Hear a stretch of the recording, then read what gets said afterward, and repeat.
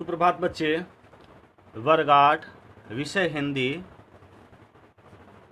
पाठ 9 संतोष की सरिता के तीसरे भाग लेकर आपके पास उपस्थित हूँ। पहले दो भाग में हमने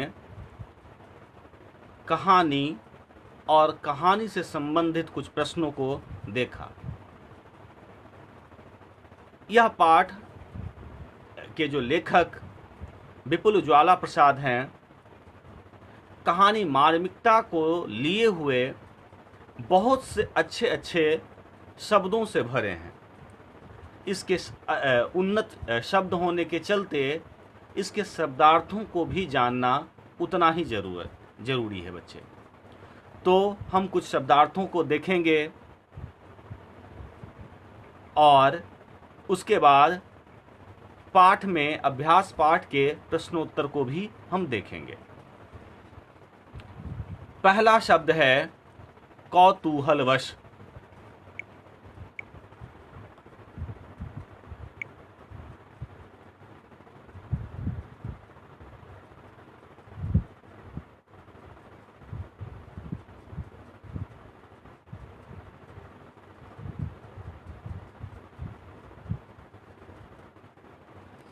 कौतूहलवश यानी उत्सुकता के कारण, है ना।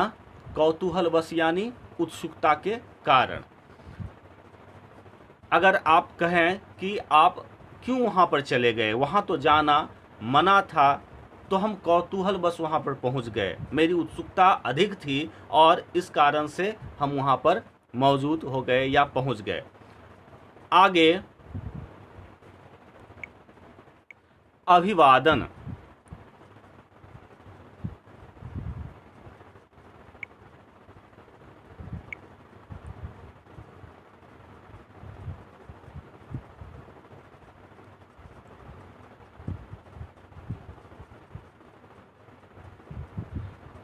अभिवादन यानी स्वागत। उदाहरण अगर देखें तो बच्चे ने प्रधानाचार्य का अभिवादन किया, है ना। तो अभिवादन करना यानी उनका स्वागत करना, है ना। अगला शब्द है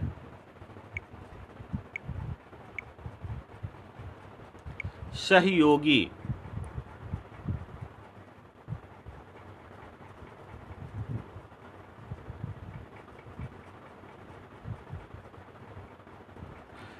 साथ काम करने वाले को हम सहयोगी कहते हैं, है ना। जो आपकी मदद करे। अगर दो डॉक्टर मिलकर ऑपरेशन कर रहे हैं तो दोनों एक दूसरे के क्या हैं, सहयोगी हैं। उसे हम सहकर्मी भी कहते हैं। अगला शब्द है हाकिम हुक्मरान।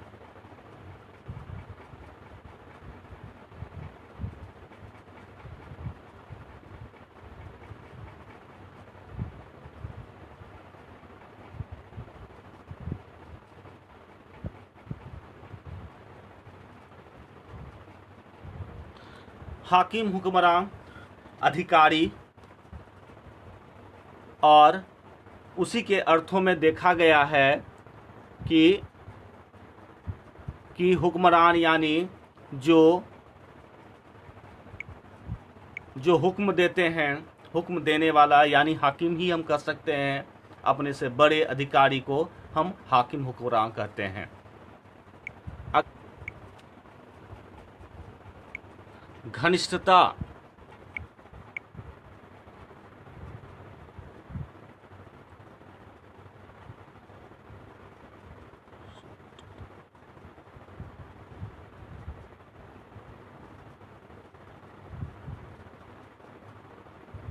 है ना। घनिष्ठता यानी गहरी दोस्ती, है ना। घनिष्ठता यानी गहरी दोस्ती। बच्चे ये यहाँ पर देख लेंगे, घ और ध में अंतर होता है। घ जब पूरी तरह से ये बंध जाते हैं घ होता है, और ध ये ध है ना। अगला शब्द है नियुक्ति।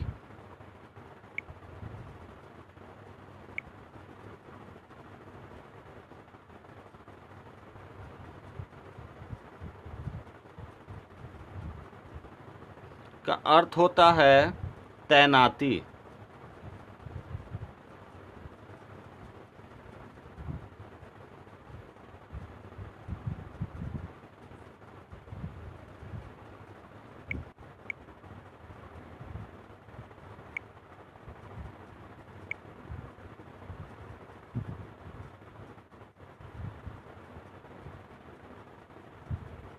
है ना। जैसे नियुक्ति की गई, तैनाती की गई, है ना। आज डीएम की तैनाती नियुक्ति दूसरे जिले में नियुक्ति की गई, है ना। तो नियुक्ति का मतलब होता है तैनाती।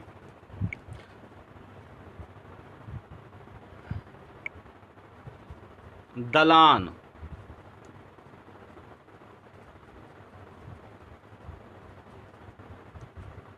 यहां पर दिया गया है बरामदा।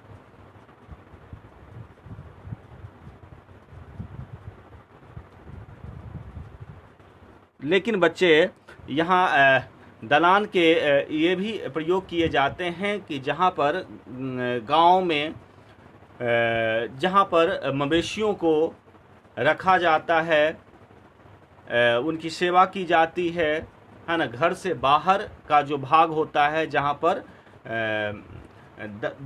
दरवाजे हम बोलते हैं, बंगले बोलते हैं, दलान बोलते हैं, है ना। तो दलान का अर्थ यही होता है। अगला है उकड़ू।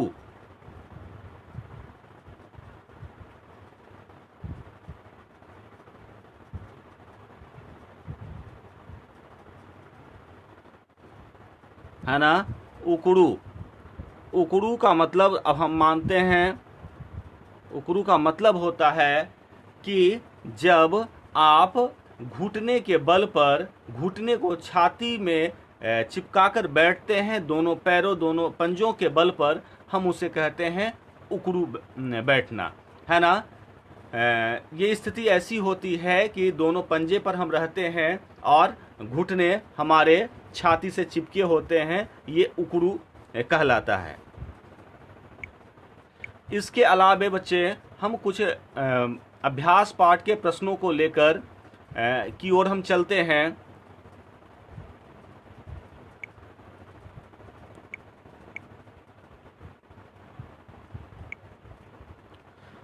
प्रश्न है, पटेल जी कहाँ के निवासी थे? तो पटेल जी नत्थू खेरी के निवासी थे, है ना।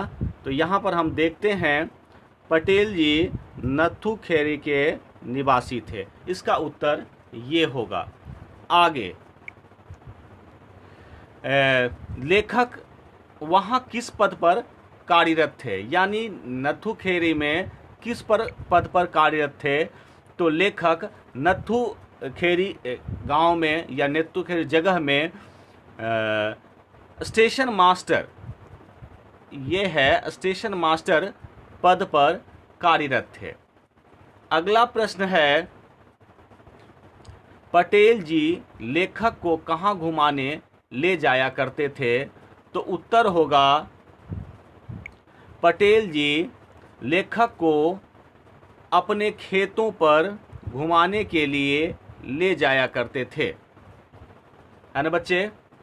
आगे के प्रश्नों को हम देखें तो लेखक का तबादला यानी बदली होने के बाद पटेल जी के घर में किसकी मृत्यु हुई? तो लेखक का तबादला होने के बाद पटेल जी के घर में उनकी पत्नी की मृत्यु हुई। तो इसका ये उत्तर है, उनकी पत्नी की मृत्यु हुई। आगे के प्रश्न हम देखते हैं, पटेल जी ने अपनी संपत्ति कितने पुत्रों में बांट दी? तो पटेल जी ने अपनी संपत्ति दोनों पुत्रों में बांट दी, है ना। तो बच्चे ये थे अभ्यास प्रश्न के कुछ प्रश्नों को लेकर मैं आपके पास उपस्थित था। तो उम्मीद है इसके प्रश्नों को और कहानियों को आपने ध्यानपूर्वक सुना होगा। धन्यवाद आपका।